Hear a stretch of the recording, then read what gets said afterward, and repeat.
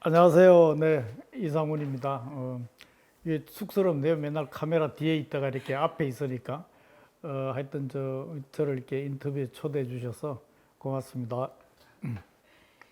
감독님, 이 예능 감독님에서 지금 베스트셀러 작가로서 연달아 지금 독자들한테 너무 인기가 좋은 작가님으로 변신하셨는데 지금까지 하셨던 책들이 어떤 것들인지 좀 소개를 먼저 해주실까요? 소설로서는 이제 한복 입은 남자가 2014년 1월 이제 처음 나왔고 거의 벌써 10년이 다 돼가네요. 18년, 9년. 그 다음에 이제 제명공주 두 번째 소설이, 그 다음에 이제 세 번째 소설이 김의 나라, 그 다음에 이제 10월 그 출간되는 이제 테헤란로를 걷는 신라공주, 이렇게 소설로는 이제 네 권이고요. 이제 그 전에 에세이집부터 해서 책은 한 15권 정도 썼죠. 예.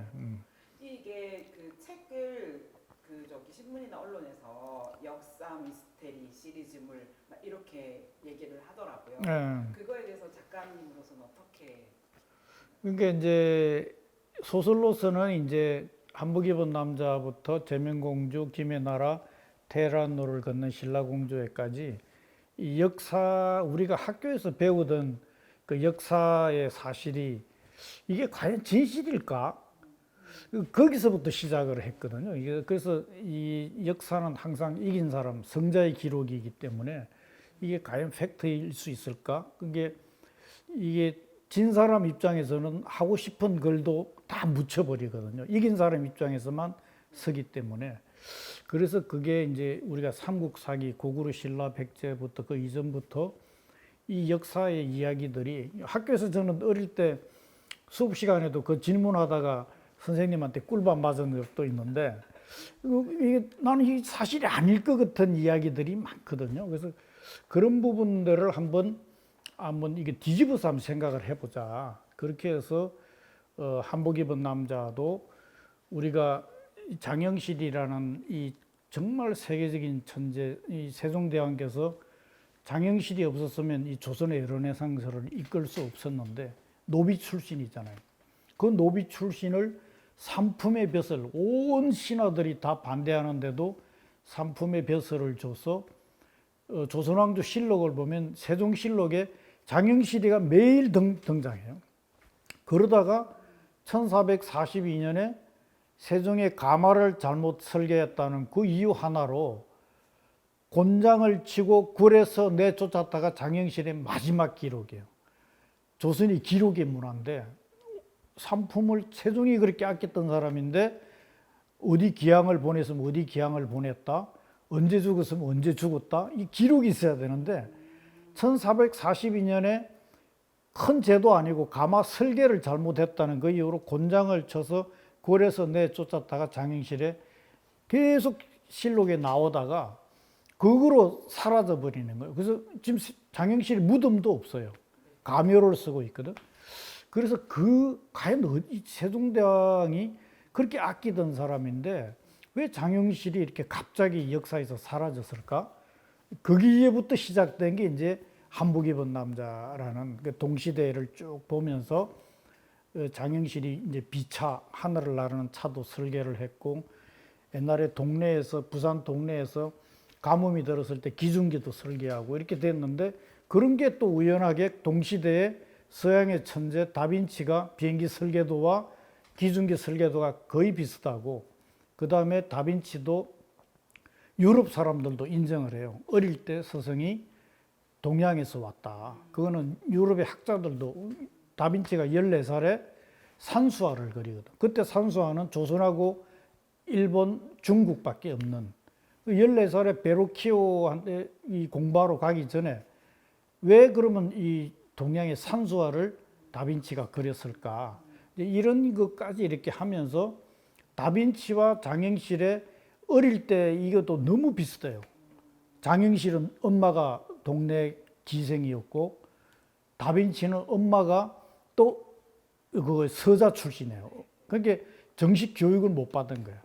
그래서 그 두 천재 이야기를 이렇게 끌어가면서 했는데 그러다 보니까 다빈치가 그 루벤스라는 사람이 한복 입은 남자 가지고 이제 뭐 조선의 뭐 개성 상인이다, 뭐 임진왜란 때 끌려갔다. 그거는 이제 우리나라 전통 복식 이 교수들이 그건 아니다. 이건 조선 정기 천리기라 이렇게 해서 그건 밝혔고 그렇게 해서 그 장영실과 다빈치의 이 만남 이거를 이제 정화대장이라는 사람의 매개를 통해서 이게 이제 저는 그렇게 풀어갔죠.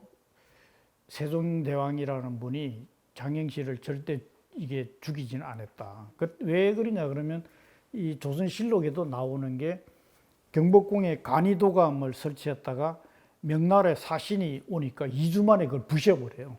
그 당시에는 이 하늘의 연구는 이 천자만이 할 수 있다 그래서 명나라 황제만 했는데 그보다 더 발달된 게 장영실이 했던 칠정산 내외편. 이게 칠정산 내편은 이게 칠정의 이 해, 달, 화, 수, 목, 금, 토 이거거든. 이게 이렇게 도는 우주를 밝힌 이게 장영실이 천재가 아니면 할 수 없는 건데 그래서 그다음에 뭐 신기전이나 이런 아주 해서 이 명나라에서 장영실을 내놓거나 명나라로 주거나 아니면 죽이려고 했을 때 그 비슷한 사건이 우리나라에도 이소 박사 사건이 있었잖아요. 핵무기를 개발하려고 그러니까 그냥 CIA에서 죽였다는 설도 있고 그래서 그런 것까지 이렇게 유추하면서 나는 세종대왕이 명나라에서 넘기거나 죽이려고 그랬을 때 세종대왕이 빼돌렸다. 그 역사의 이면을 가지고 이제 이렇게 파들어 간 거죠. 이제. 예. 그 다음에 뭐 이제 제명공주, 뭐 김의 나라 이제 이야기가 길어지는데 그런 역사적인 팩트를 가지고 이제 이게 과연 우리가 역사 이 공부 시간에 배운 이게 사실일까? 이게 우리의 전체적인 역사는 중화사상 김부식부터 해서 이게 성리학으로 이어지는 이 중국에 대한 중화사상과 사대주의와 그 다음에 근대 와서는 일제 이병도 박사에 의해서 주관된 식민사관. 그게 뭐냐 그러면 우리의 역사를 한반도 안에만 이렇게 너거나 외세 의존적이고 이 항상 우리 종속된 나라라는 것을 강조하는 그 역사관이 이제 굉장히 우리 학교 교육에 뿌리 박혀 있는 거죠. 그걸 탈피하고자 신채호 선생님 같은 조선 상고사 같은 경우는 진짜 우리 역사를 실체적으로 이 밝힌 그래서 그런 책들을 저는 굉장히 많이 참고하고 이렇게 그러면서 그런 속에서 이제 역사 소설의 모티브를 찾아 나가는 거죠. 예. 감독님은 예능 감독님 하실 때부터 계속 이 책에 대해서 그 소설을 쓰시고 싶다는 생각을 하고 염두에 두고 계셨던 건가요? 예능 프로 할 때는 신경이 뭐 쓸데없이 없지. 그거 전쟁터잖아. 예능 프로 할 때는 정말 너무 힘들어가지고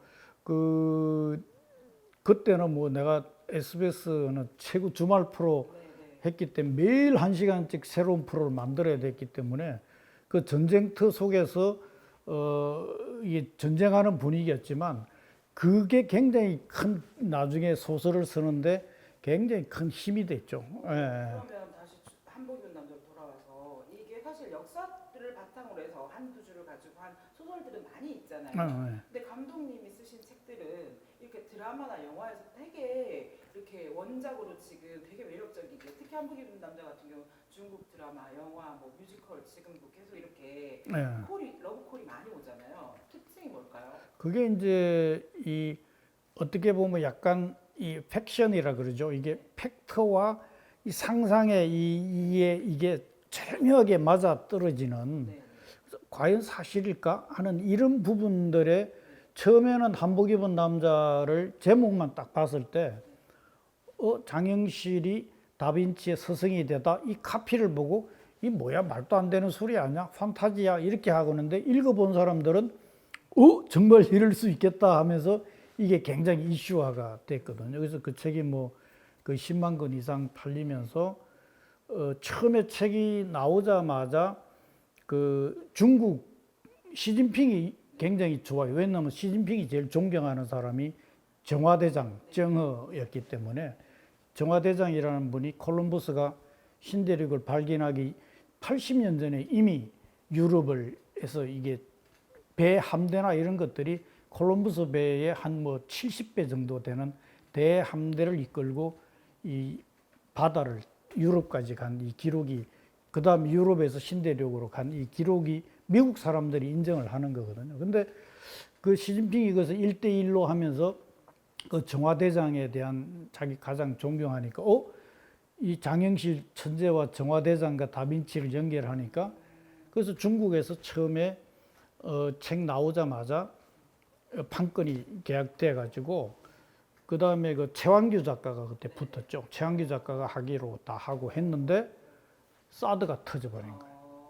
1년 후에 다 준비, KBS하고 CCTV하고 하기로 했는데 이 사드가 터지는 바람에 이거 한류를 못하게 하니까, 그래서 이게 5년간을 그래서 야, 이게 임자가 따로 있다 생각되는 게, 그 기간이 이제 2020년 작년 12월에 이제 딱 끝났는데, 그러고 나서 이제 그 사이에는 딴 데서 아무리 하자고 많이 들어와도 그거 못 하잖아요. 못 하고 있었는데, 요번에 이 미국에서 큰 이거는 뭐 이제 다 지금 올라간 상황이니까 애플에서 지금 컨텐츠를, 굉장히 큰 글로벌 컨텐츠를 개발하고 있는데, 첫 작품이 이제 빠찡고라는 미국 그 우리 재미교파가 쓴 원작을 하고, 두 번째 작품을 제 거를 선정을 해서 거기서 연락이 먼저 온 거예요. 그래서 지금 그쪽하고 지금 최종 조율 단계,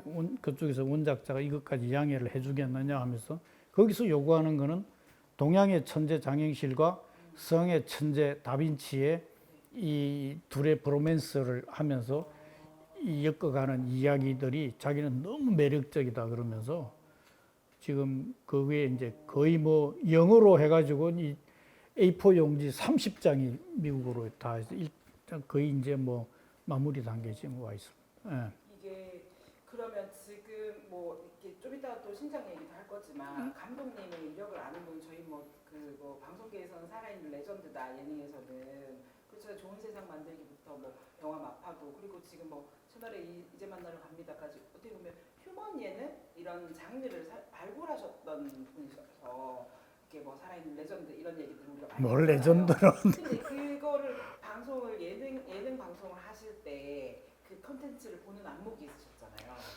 네. 그거는 항상 이게 예능뿐만 아니고 모든 방송은 그 시대의 흐름을 잘 타야 되는 거거든요. 그래서 저는 제가 좋은 세상 만들기라는 프로그램을 할 때는, 우리나라가 제일 힘든 IMF 때 사람이 다 힘들면 고향을 생각하고, 이 고향이 다 마음의 안식처가 되잖아요. 그래서 우리 고향 시골에 대한 할머니 할아버지들, 우리 어머니 아버지들의 이야기를 담은 그 좋은 세상 만들기가 IMF 때 그게 이제 터졌고, 그다음에 제가 이제 조련 대한해협 횡단이라는 프로그램을 하면서 또 국민적으로 굉장히 큰 한일 관계에도 좀 영향을 미치면서 했고, 그다음에 제가 사돈 처음 뵙겠습니다 할 때는 우리나라에 좋은 세상 만들기 IMF 때는 시골에 이렇게 가면 외국인 며느리가 그렇게 없었어요. 근데 이게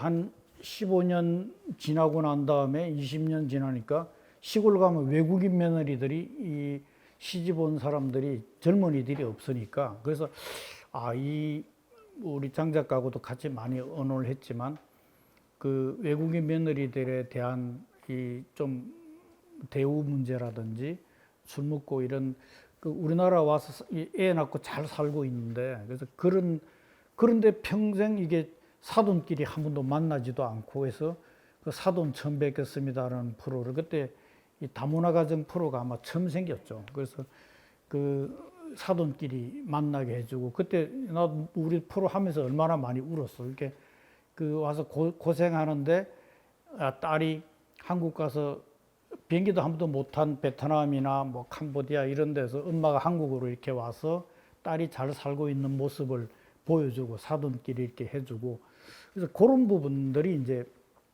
그 다문화 문제 했고, 그 다음에 이제 만나러 갑니다는 이 탈북이 이게 하면서 이 탈북자들에 대한 이 사회 인식을 좀 바꿔야 되겠다.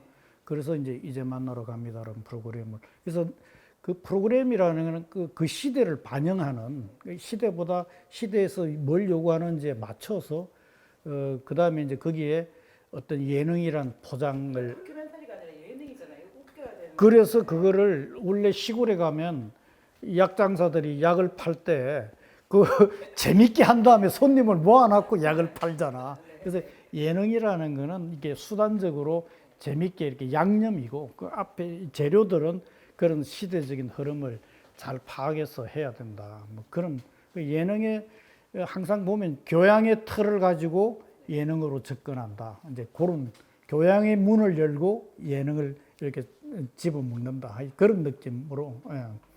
그러면은 작가님으로서 이게 보통 이 책을 한 권을 쓰기가 특히 역사물 같은 경우 고증도 필요하고 뭐 자료를 찾고 뭐 그 자료를 또 확인하고 하는 작업이 엄청 뭐 힘들고 오래 걸린다고 저희가 들었잖아요. 근데 2010년도 그 작품부터 지금까지 4작품이라는 소설이 또 역사 소설이 나왔잖아요.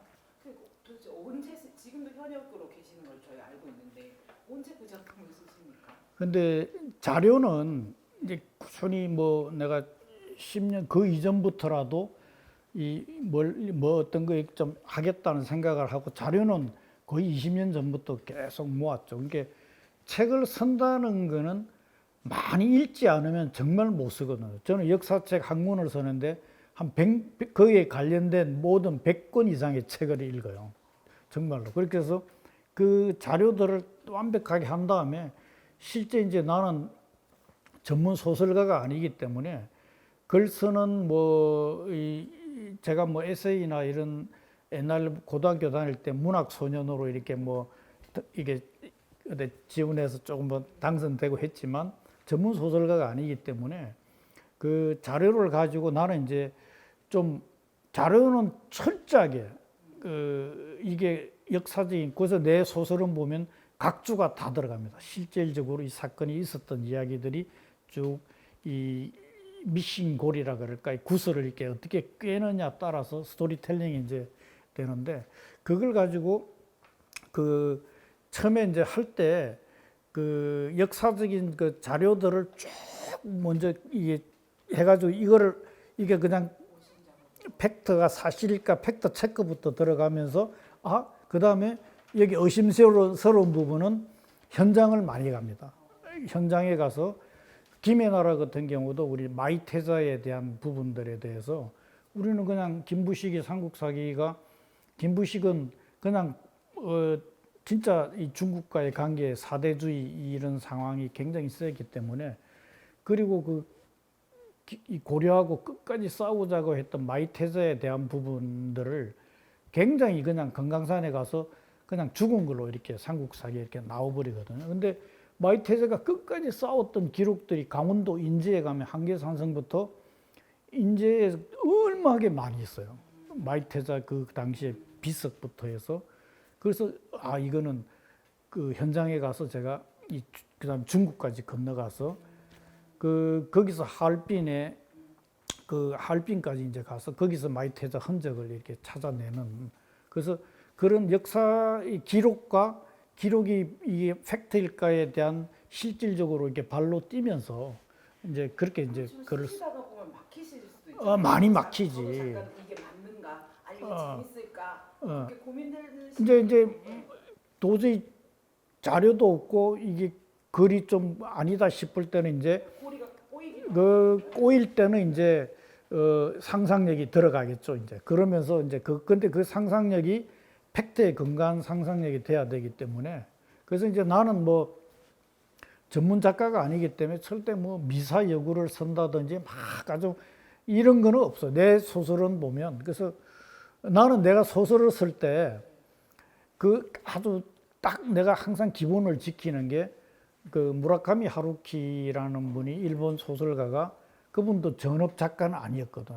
30살까지는 장사를 하다가 이 소설을 쓰기 시작했는데, 그분이 처음에 소설을 쓸 때 막 자기가 막 생각나는 걸 이렇게 쓰다 보니까 자기가 봐도 너무 어려운 거야.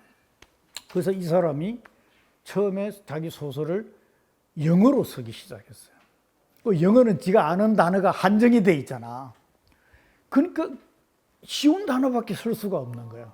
그래서 영어로 써서 그거를 일본어로 해서 그게 대박이 난 거예요. 그럼 감독님 거기 김혜나라도 그렇고 다큐 감독이라고 해서 그러니까 연출가가 많이 나오잖아요. 그것도 혹시 그렇다면 이런 그 노하우 중에 하나이신가요? 그렇지. 내 이야기와 주위 이야기를 다 어차피 소설이라는 거는 네. 자기의 경험담 위주로 뭐 직접 경험이든 간접 경험이든 해서 그걸 가지고 풀어나가는 거기 때문에. 예. 근데 그러면 이렇게 김혜나라까지 이렇게 그러니까 쓸 때 대박이 나겠다 이 촉이 와서 보셨어요? 대박 이런 것까지는 생각을 안 했고 정말 이제 아주 글 쓸 때는 뭐 쉽게 글 쓰는 사람도 있고 그러지만 이제 나는 글을 쓸 때 자료 모으는 데는 뭐 거의 한 5년 이상 쭉 자료를 가지고 이제 줄기만 잡아 나간 다음에 그 다음에 막 쭉 써놔놓고 그걸 가지고 또 계속 수정해 나가는데 이 습관적으로 이제 나는 매일 글 쓰는 습관을 뭐 저녁에 술을 먹고 들어오든지 뭐 하든지 간에 하루에 한 줄을 쓰더라도 그 습관이 글 쓰는 습관이 굉장히 중요한 것 같아요. 그래서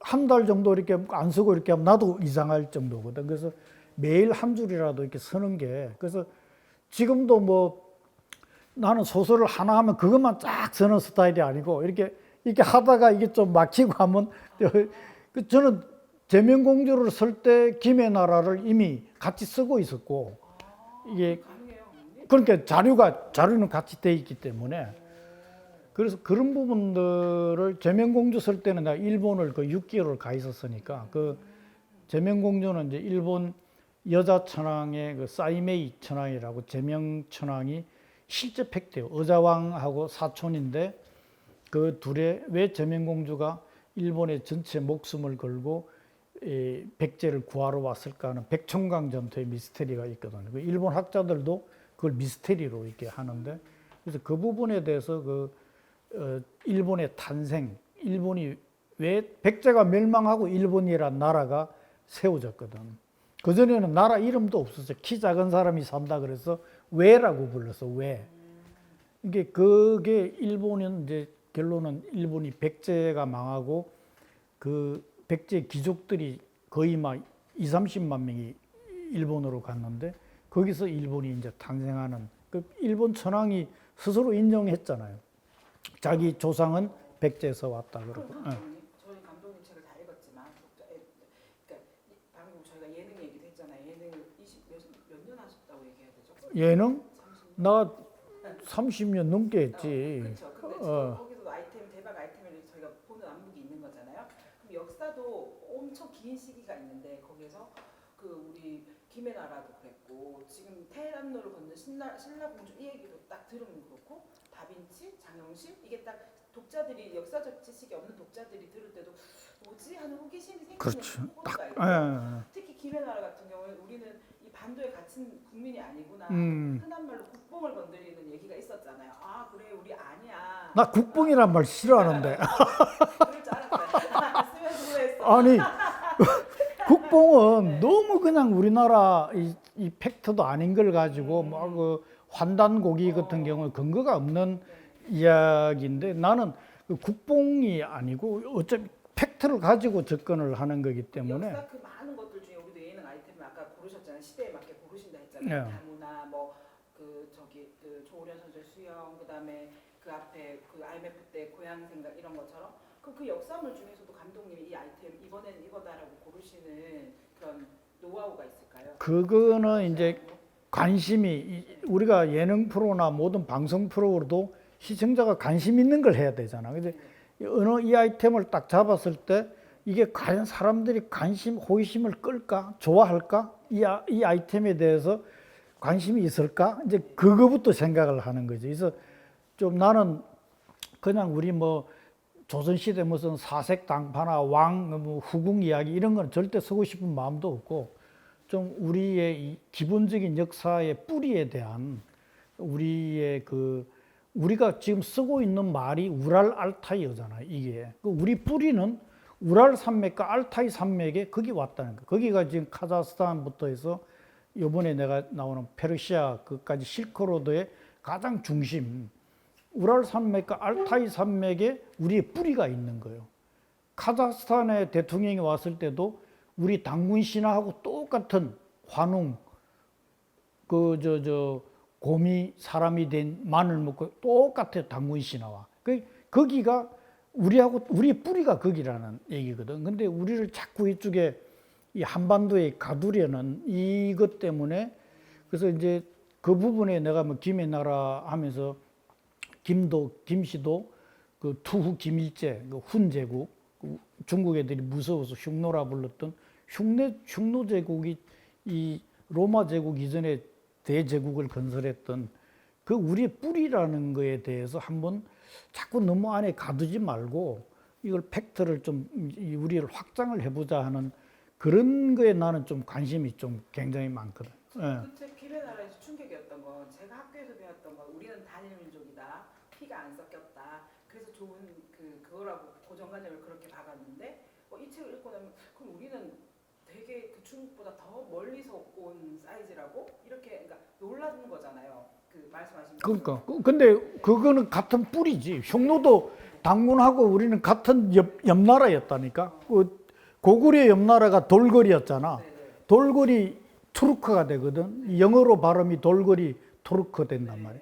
그러니까 그게 왜 터키 사람이 아직 우리를 형제의 나라 그냐면 고구려와 돌거리 같은 형제 같은 나라였고 그 위로 올라가면 이제 이 훈 제국과 우리 당군 조선이 있었고 이게 같은 이게 실크로드의 중심에 우리가 우랄 알타이의 뿌리에 이렇게 같은 지금 그 카자흐스탄, 몽골 그다음에 중국도 이 남방은 우리하고 이 농경민족 다르지만 이 북방계 중국 원래 중국은 명나라가 이 동북 삼성이 중국 땅이 아니었잖아요.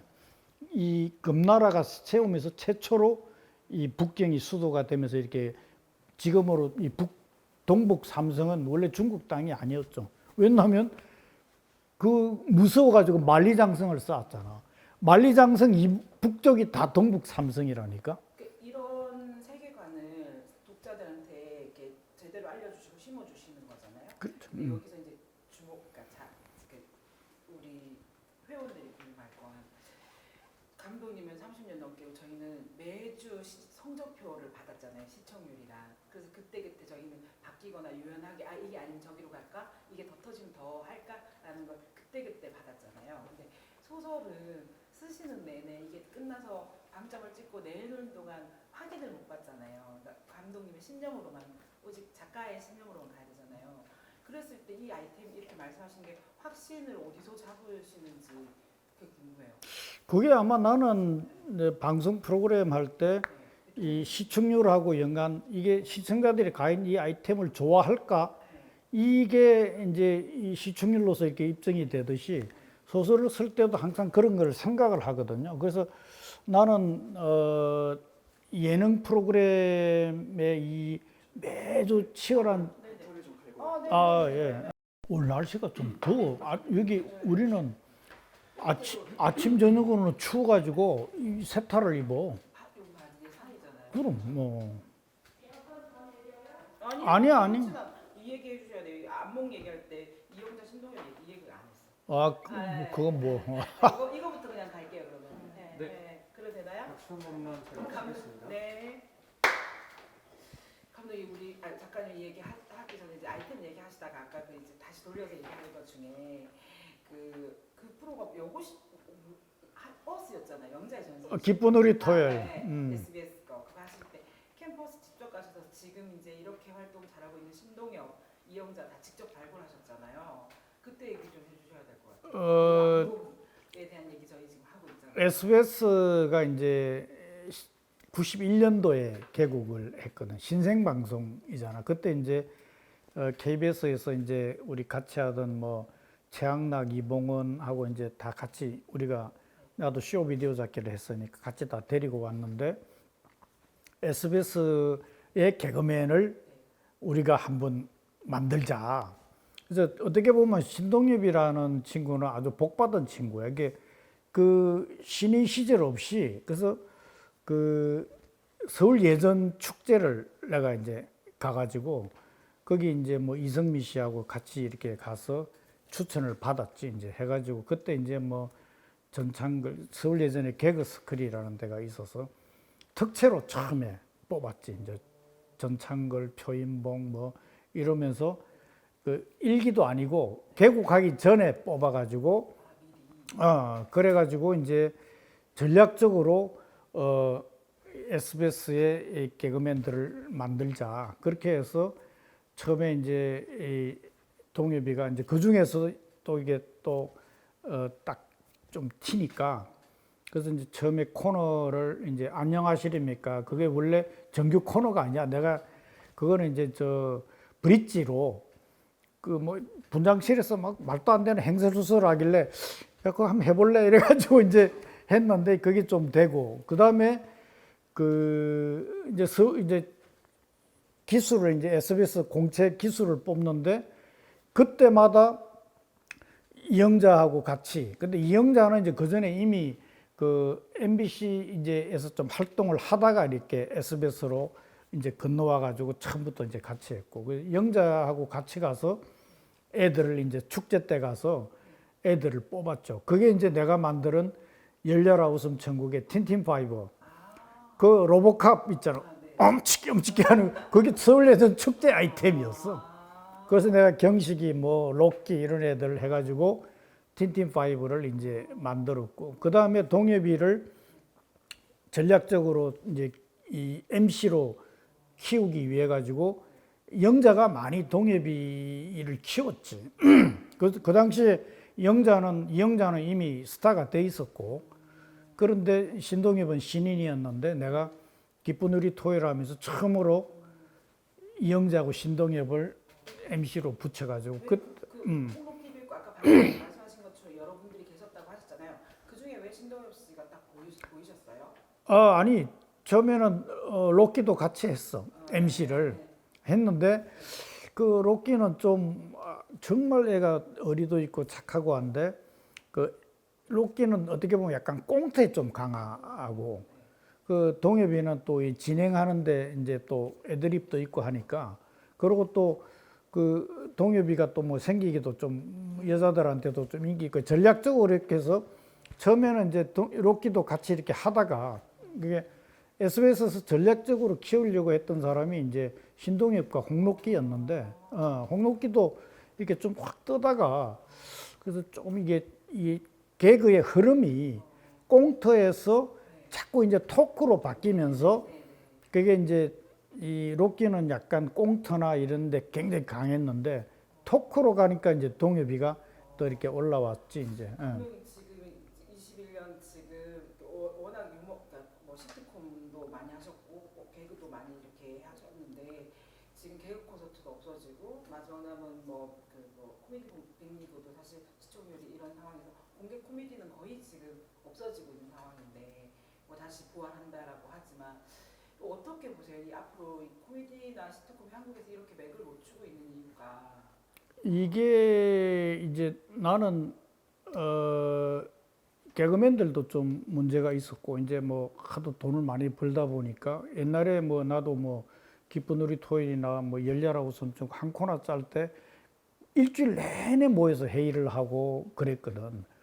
그 개그 콘서트도 마찬가지거든 초반에. 근데 이제 개그맨들이 뭐 돈도 많이 벌고 뭐 딴 프로도 요즘 뭐 종편이 생기고 워낙 프로가 많아지니까 집중을 못 하거든. 그것도 하나의 원인이고 또 이제 큰 원인은 코미디 프로라는 게 어떻게 보면 제일 어려운 프로거든. 이게 전문 코미디 PD가 많이 없어져 버렸어. 그게 이게 쭉 내려오는 이게 이 꽁트 한 다음에 시트콤도 하고 이렇게 쭉 공개 코미디하고 연결되는 이 트레이닝이 좀 돼야 되는데 그게 지금 이게 이제 중간에 이렇게 썩 없어 뭐 SBS도 우차사도 없어져 버리고 이렇게 하면서 맥이 끊겨버린 상황이 됐고 지금 이제 옛날 코미디 했던 사람들이 이제 다 그 마지막에 지금 개콘을 만들었던 박중민이 내 후배인데 그도 이제 내년에 정년퇴직을 남기고 이게 그 이후로 이렇게 많이 없어진 거야. 그리고 KBS에 있던 친구들이 이제 종편이나 이렇게 JTBC 이제 많이 가면서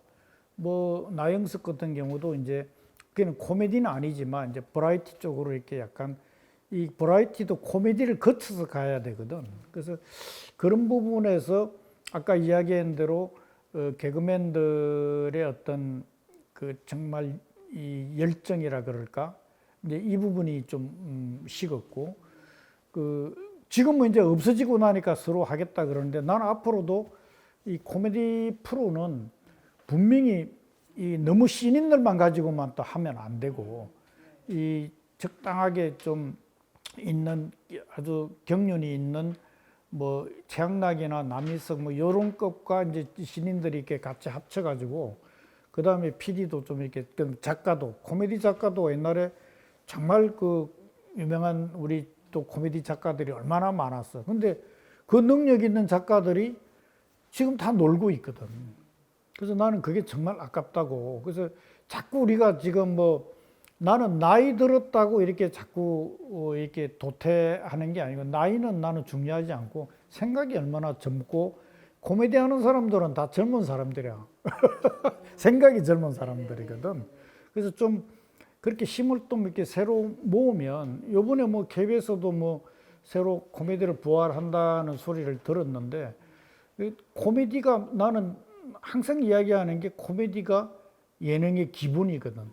예능이 아까도 이야기했지만 양념이잖아. 양념이라는 게 웃음이거든. 재밌게 한다는 게. 그래서 코미디를 배운 다음에 한 다음에 버라이티를 간다든지 이렇게 가야 되는데 근데 요즘은 코미디가 없어져 버리니까 기초 수업이 없어져 버린 거야. 기본이 없어져 버린 거야. 그게 굉장히 안타까운 거지.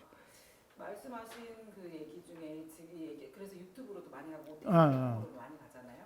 그리고 또 지금은 이렇게 저희가 하는 이렇게 컨텐츠나 스토리가 이렇게 파생되고 사람들이 보는 독자들이나 시청자들이 볼 수 있는 플랫폼들이 너무 넓어져가지고. 그러니까.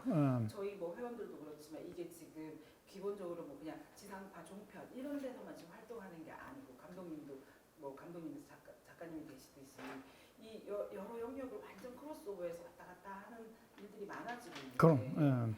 뭐그 지금 저희 이 작가들도 자기 영역에서 다른 영역을 좀 도전하거나 감독님처럼 후배들한테 이렇게 해주시고 싶은 나는 이런 거를 꼭 한번 나하고도 같이 뭐 작가 다 아는 작가들 정말 유능하고 뛰어난 작가들이 많은데 이제는 이게 플랫폼이 많아졌다는 거는 이제 컨텐츠 중심의 세상이 됐거든. 그러면 이제 작가들 세상이 되기 때문에 훨씬 더 옛날 우리가 뭐 KBS, MBC, SBS 세 개밖에 없을 때야 방송국 중심이었지만 이제는 뭐 무한 경쟁 시대에서 이 컨텐츠 중심이기 때문에 작가들 같은 경우가 이제 우리 예능 작가, 드라마 작가, 다 교양 작가 다 마찬가지지만 아이디어들이 참 좋잖아. 뭔가 새로 하고 싶어하는 이야기들. 그래서 나는 그런 걸 한번 내 경험으로 한번 제안을 해보고 예를 들면 예능 프로도 좋고 뭐 교양도 좋고 드라마도 좋고 이 드라마를 요즘은 이제 계속 옛날부터 이제 원소스 멀티 유저라는 게 있지만 하나 프로그램을 기획을 했을 때 드라마도 좋고 예능도 좋고 뭐 다 좋지만 그거를 먼저 나는 이 요즘은 웹소설도 있고 이 소설 형식으로 해야 이게 글로벌 컨텐츠가 될 수가 있거든. 그걸 먼저 내고 그걸 가지고 드라마하고 뭐 영화로도 할 수 있고 방송은 한번 나가버리면 없어져 버리잖아. 영상으로만. 그래서 나는 작가의 고유 능력이라는 글 쓰는 거는 책으로 남아야 된다고 보거든. 그래서 드라마를 쓰기 전에 그 좋은 아이템이 있으면 예능을 하기 전에 그 좋은 아이템이 있으면 그걸 가지고 먼저 소설을 만들고 그걸 기본으로 해서 그러면 이건 영원히 남거든. 내가 수많은 방송을 히트하고 뭐 오원상을 다 받고 했지만 방송했을 때 나 이렇게 찾아와 가지고 이렇게 막 만나고 이런 거 난 소설하고 나니까 온 사람들이 나 뭐 심지어는 재벌 그룹 총수가 나 집에 초대해 가지고 이 소설에 대해서 이야기할 정도로 이게 아직까지의 이 글이 책으로 되는 거는 우리가 방송하고 이제 방송 작가들은 다 영상으로 해서 이렇게 소모로 되는데 그 아이템을 나는 제일 먼저 드라마, 예능, 교양을 하기 전에 소설이나 책으로 먼저 엮은 다음에 그 다음에 그거를 방송으로 할 수 있는 그런 거를 나는 꼭 한번 제안 드리고 싶어요. 그래야 자기의 글이 남고 그 글을 가지고 나중에 영상으로도 만들 수가 있으니까. 근데 저희도 사실 주변에서 많이 듣지만 뭐 어디서 그런 아이템을 얻으세요, 영감을 얻으세요 이런 얘기를 많이 하잖아요. 감독님도 작가님도 이렇게 특히 역사 미스테리를 쓰신다, 그러니까 소설을 쓰시니까 뭐 그 루벤스의 1610년의 그 사진 우리 이런 얘기도 하지만 다빈치와 장영실의 그 한 장의 사진이 이렇게 근데 방금 얘기하신 그 말이 저도 작가 좀 되게 공감이 되거든요. 근데 이 내 아이템에 대한 확신이 잘 안 서요. 저희가 사실 이게 내가 이걸 추진해도 될까? 이게 속으로는 갖고 있지만 이게 얼만큼 공감을 얻을 수 있을까? 이런 확신 같은 게 잘 안 쓰거든요. 근데 작가님은 만약에 이런 책을 쓰시기 전에 내 아이템에 대한 확신 이런 이게 내 아이템으로서 이게 맞다 이런 걸 어떻게 얻으시는지. 그거 아이템은 나는 방송 프로그램을 잘하는 사람은 무조건 다 잘할 수 있다고 보거든. 그렇다고 이제 뭐든지 소설도 뭐 아무나 또 소설 출판사에서 또 다 이게 장사가 돼야 되니까 성공하지 않으면 계속적으로 이 소설을 출간하기는 힘들겠지만 성공하는 컨텐츠를 보는 안목을 가르쳐 주세요. 그거는 나는 딴 거보다 책을 진짜 많이 읽어야 돼. 나는 딱 하나 뭐 이야기하자면 내 자랑 같지만 지금도 나는 하루에 거의 뭐 2, 3일에 책 한 권 정도 읽을 정도로 요번에 우리 여기 이사할 때 한 10박스 책을 버렸는데 이 책이 계속 버려도 이렇게 책을 진짜 많이 읽어야 돼. 그 정말 그 여러 가지 내가 관심 있는 분야에 딱 이거 뭐 하나 이거 뭔가 여기 좀 뭔가 여기 사람들이 관심을 갖는 아이템이다 싶으면 거기에 관련되는 책은 소설이든 뭐 그냥 일반 뭐 책이든 그 책을 다 찾아가지고 그 책을 진짜 많이 읽으면 그 다음에 이 방향이 잡히고 그래서 나는 뭐 글 쓰는 것보다 더 중요한 게 많이 읽어요. 많이 읽어야 나는 많이 쓴다고 보거든. 그래서 굉장히 중요한 것 같아요. 그러면 지금 저희가 늘 얘기하는 BTS 이렇게 어마무시한 이수만 뭐 제작자로도 잘 아시고 뭐 박진영, 양현석도 잘 아시지만 한류의 힘이 지금 어마무시하잖아요. 근데 역사 소설가로서의 스토리텔러로서 보는 지금 이 한류 콘텐츠가 가지는 힘 이거에 대해서 보시는 시각은 좀 다르실 것 같거든요. 그거는 나는 이제 우리 뭐 SM이나 뭐 JYP, YG가 기본 틀을 깔아줬지만 이걸 세계적으로 한 건 BTS거든. 그 방시혁이라는 그 친구가 아주 정말 그걸 잘 풀어 나갔는데 그거는 나는 그냥 옛날 우리가 이렇게 댄스 가수로가 아니고 나는 BTS는 다 각자의 스토리텔링이 다 있거든. 그래서 나는 그렇게 보거든. 그래서 그런 부분들에 어떻게 이 요즘은 노래도 마찬가지고 모든 게 어떻게 스토리텔링화 하느냐가 나는 굉장히 중요하다고 보고 그 다음에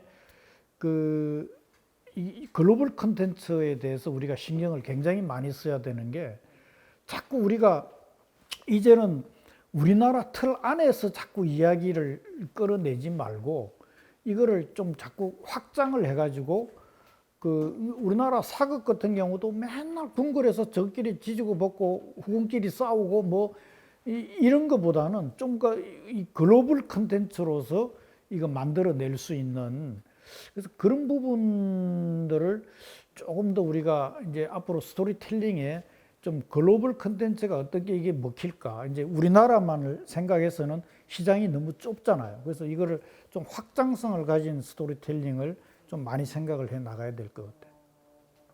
BTS도 스토리텔링이 중요하다 이 얘기 되게 좀 와닿는 얘기. 각자의 다 스토리가 있어, 걔들이. 예. 그리고 다른 나는 뭐 다른 요즘 아이돌 가수들은 가사가 잘 안 들어오고 그러는데 BTS는 가사가 들어와. 그게 다른 거야. 이그 캐릭터 이상훈과 이거 뭐 흔한 질문이죠. 감독으로서의 이상훈은 삶의 철학이 다르신지.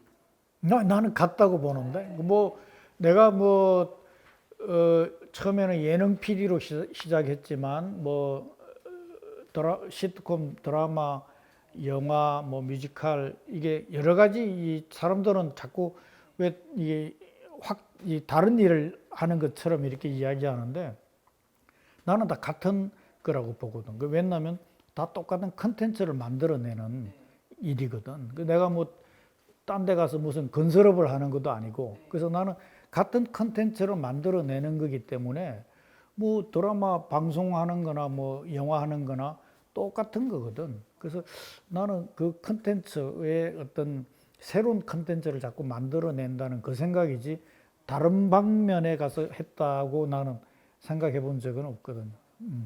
제가 옆에서 쭉 지켜봤지만 감독님은 제가 옆에서 볼 때에도 계속 직업이 바뀌셨거든요. 직업이 안 바뀌었다니까. 뮤지컬 제작자, 소설가 이렇게 바뀌니까 이렇게 새로운 걸 도전하실 때 본인으로서 이렇게 뭐 각오나 이렇게 뭐가 달라지는 게 있으실까요? 그 겁나잖아요, 사실. 아니 뭐 나는 아까도 이야기했지만 똑같은 이 컨텐츠를 만들어낸다는 생각으로 지금 하고 있기 때문에 그 다음에 내가 소설을 하지만 나는 내가 이 소설을 쓸 때 항상 이거는 드라마나 영화를 염두에 두고 나는 쓰거든요. 그래서 이게 전혀 다른 분야라고 절대 보지는 않아요. 그래서 한복 입은 남자도 내 책을 읽은 분들이 뭐 김의 나라, 뭐 제명공주, 요번에 테헤란로를 걷는 신라공주도 이 제목을 뽑는 것도 이게 드라마를 생각하면서 뽑고 제가 글을 쓰는 것도 그림을 생각하면서 글을 쓰기 때문에 보는 사람들이 쉽게 읽혀지고 그 다음에 드라마 하기에도 영상화 하기가 좀 쉽다 그러는데 그래서 나는 그거를 다른 분야라고는 보지 않아요. 내가 할 때 이걸 같이 생각하면서 이렇게 하기 때문에. 이 코너에 감독님을 인터뷰하실 때 제가 가장 떠올랐던 이유가 이거였거든요. 저희가 요즘 여러 상대에서 많이 이렇게 저희도 컨택을 받아요. 뭐 강의도 받고 뭐 하잖아요. 감독님 그걸 지금 아까 제가 맨 처음에 여쭤봤던 것처럼 본캐, 부캐 하고 계시잖아요.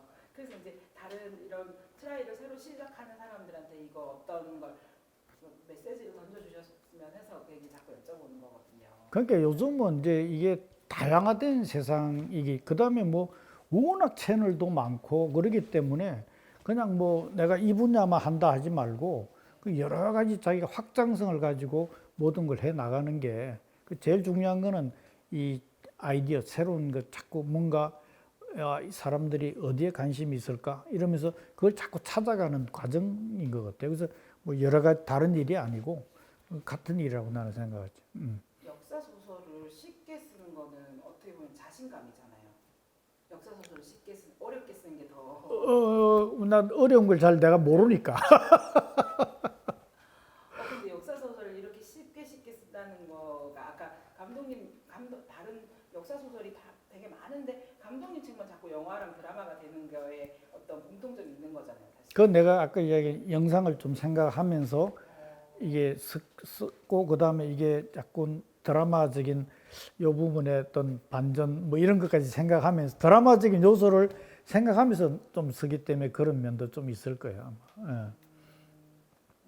자 그러면 그 이번에 나오는 신작 얘기 잠깐 해주셔야 될 것 같아요. 테헤란로를 걷는 신라공주. 짧게. 짧게. 테헤란 우리가 이제 이 실크로드 중심으로 해가지고 사마르칸트에 내가 출장을 갔을 때 그게 벌써 한 거의 한 7, 8년 전 이야기인데 그때 사마르칸트의 그 아프라시아 그 벽화에 그 사마르칸트가 옛날 페르시아 제국이었거든. 실크로드 중심에 거기에 우리나라 이 조관과 환두대두는 우리 고구려 신라 백제밖에 없거든요. 그 사신이 그 벽화가 거기 있어요. 거기에 코리아에서 왔다고. 그 661년이거든. 그러니까 661년에 그까지 이 사신이 갔다는 거는 이 우리나라가 그렇게 좁은 한 곳에 이게 있는 나라가 아니고 굉장히 확장성을 가진 이 우리가 고려까지만 해도 굉장히 개방적인 나라였어요. 조선에 들어오면서 성리학에 갇혀서 굉장히 이렇게 사대주의에 의해 가지고 이렇게 한반도에 갇혀졌지만 고려까지는 뭐 굉장히 개방적인 나라였고 여성의 인권도 굉장히 강해 여성들이 모든 거 다 했고 그래서 그 사마르칸트에 가서 그 사신을 본 순간부터 계속 머리를 떠나지 않았죠. 왜 이 페르시아까지 우리나라 사신이 왜 이게 왔을까? 그 이야기의 고리를 가지고 근데 이제 경주에 내가 자주 가는데 경주에 가면 페르시아 유물들이 너무 많이 나와요. 파란 구슬 이런 건 페르시아만 있은 왕의 묘를 파도 이렇게 나오고 그래서 이 페르시아의 연결고리가 과연 무엇이었을까에 대한 논제부터 이제 시작을 해서 그 다음에 그 이란, 페르시아가 지금 이란으로 바뀌었는데 지금 이 호메니가 집권하기 전에 팔레비 왕 때는 엄청 잘 살았어. 우리나라 건설 노동자들이 거기 전부 가서 그 외화벌이를 굉장히 했죠. 그래서 그 이란과 그 당시에 그 출장 갔던 내 친구가 거기 간 사람이 있었는데 걔한테 내가 또 들은 이야기가 자기가 어릴 때 이란에서 공부를 했는데 초등학교를 다녔는데 거기 학교 선생님이 전래 동화처럼 이야기하는데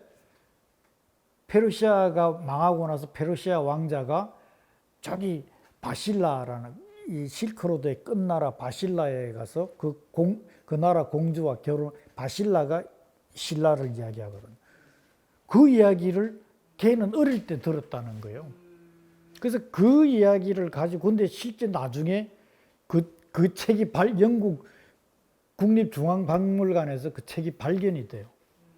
그래서 이제 그거는 이제 우리 좀 서사시 형식으로 되어 있기 때문에 진짜 이 페르시아 왕자하고 신라 공주가 결혼한 이야기만 돼 있지 이제 구체적으로 이제 막 영웅 우리 지금 삼국유사처럼 막 이 전설도 있고 이렇게 돼 있는데 그 팩트를 가지고 그 우리 삼국 사기에 나온 이야기를 이렇게 엮어 갈 수 있는 그러면서 우리는 해초라는 스님이 왕모 천축국전을 썼는데 그 천축국이라는 게 인도라는 나라잖아요. 그래서 그러면 왜 해초가 천축국 인도만 가야 되는데 왜 거기서 에베레스트 산을 넘어서 사마르칸트까지 페르시아까지 간 기록이 나오거든.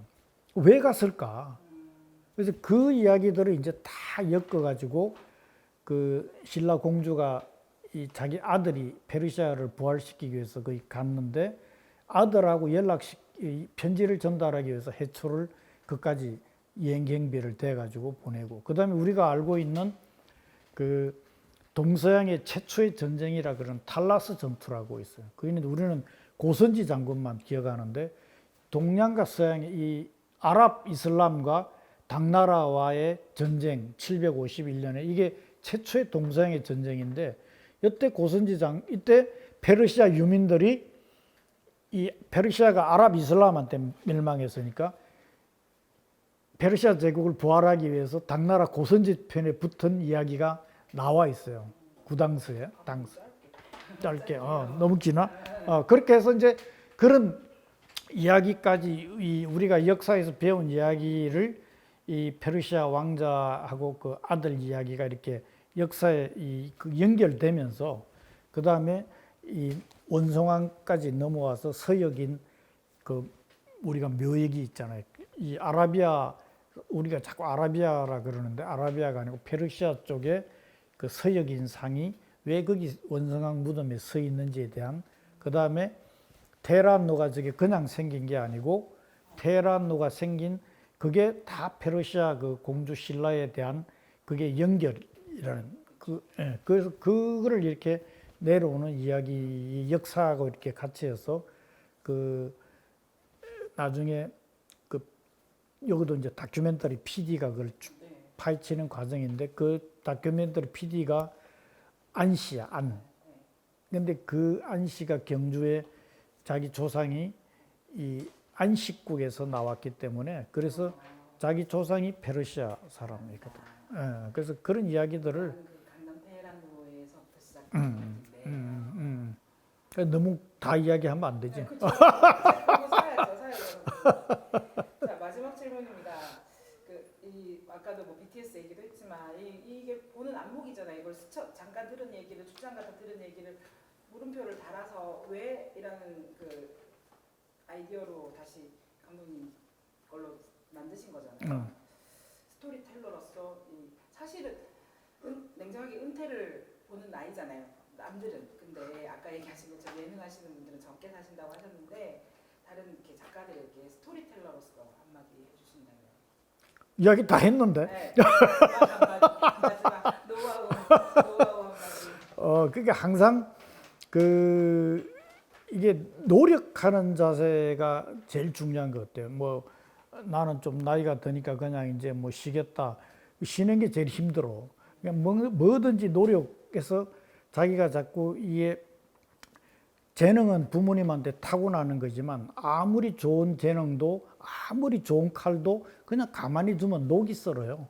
그거를 계속 갈아야 정말 반짝반짝 빛나고 하듯이 아무리 부모님한테 재능을 물려받았다 하더라도 그거를 계속 노력하고 갈고 그걸 하지 않으면 그 재능이 섞이지는 거거든요. 그래서 저는 뭐 기본적인 내가 남들보다 천재적으로 이랬다고는 절대 생각하지 않고 그 기본적인 내가 부모님한테 물려받은 그 재능을 나름대로 정말 매일매일 노력하면서 그래서 나는 또 뭐 책 읽는 거 아까도 책을 좋아하기 때문에 계속 책을 읽으면서 그냥 읽는 게 아니고 요걸 가지고 뭘 뽑아 먹을까 하고 항상 이렇게 노력하는 자세. 그래서 항상 아무리 자기가 잘났다 생각하지 말고 노력하는 자세.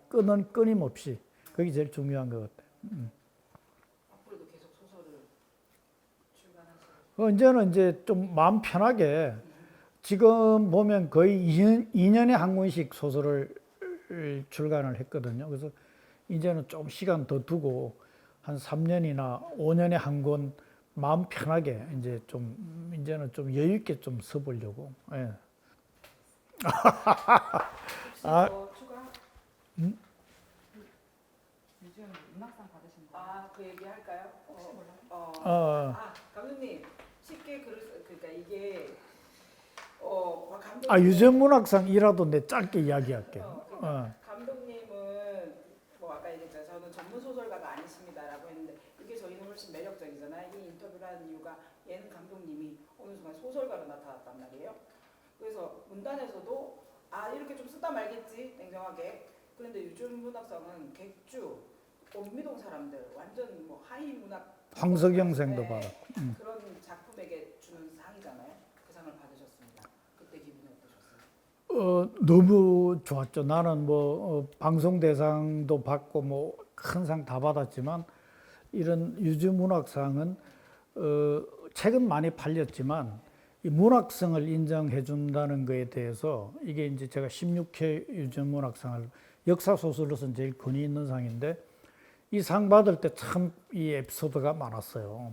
이게 최종 심사에 이렇게 올라가 가지고 이 소설가 등단 협회부터 해서 자기들 이 협회 사람을 이걸 줘야 되는데 여기는 전문 소설가도 아닌데 방송 쪽에 있는 사람을 왜 주냐 이래가지고 문제가 좀 됐었어요. 그래서 최종적으로 이게 수상 발표 날이 늦어졌어. 최종 둘이 올라갔다가 그래서 그 심사위원장이 그렇게 말씀하셨대요. 나중에 시상식 가서 들은 얘기인데 사람을 보지 말고 책을 보고 판단하자. 그래서 이제 제가 받게 됐다고 나중에 들었습니다. 근데 감독님 사실 상복이 있으시잖아요. 이거 방송 대상은 연달아 받으셨잖아요. 그게 그 얘기도 재밌잖아요. 그 방송 대상을 아마 2번 받은 사람은 좀 있을 거예요. 근데 연달아서 받은 건 아마 제가 처음이지 않나 싶은데 뭘로 받으셨어요? 좋은 세상 만들기 하고 대한예배 횡단하고 바로 연결해서 2년 연속으로 제가 받았으니까. 스타피드에서 몸값을 올리셨죠. 근데 처음으로 나가시는 거 아니에요? PD가 스카웃돼서 SBS에서 스카웃돼서 이 좀 돈 받고 나간 건 아마 처음이죠. 그게 조선일보부터 해서 그때 기사가 어마어마하게 크게 났죠. 그렇죠. 정종학 프로덕션은. 그 이야기는 빼. 네, 알겠습니다. 알겠습니다. 그때는 이제 벤처 붐이 굉장히 많이 불어가지고, 그래서 이제 뭐 딴 이야기도 있지만 하여튼 그때 나올 때 고민을 많이 했죠. 왜냐하면 SBS에 계속 내가 남을 것이냐, 큰 이제 돈을 받고 밖에 나가서 이게 좀 할 거냐 이거 가지고 고민을 그때도 굉장히 많이 감독님 했죠. 저한테 시류를 보는데 판단하는데 좀 거침이 없으셨던 거예요? 그때도 뭔가 좀 새로운 거를 하실 때는 그 결정하는 데는 내가보다는 우리 마누라 집사람이 컸지. 그게 나을 것이다.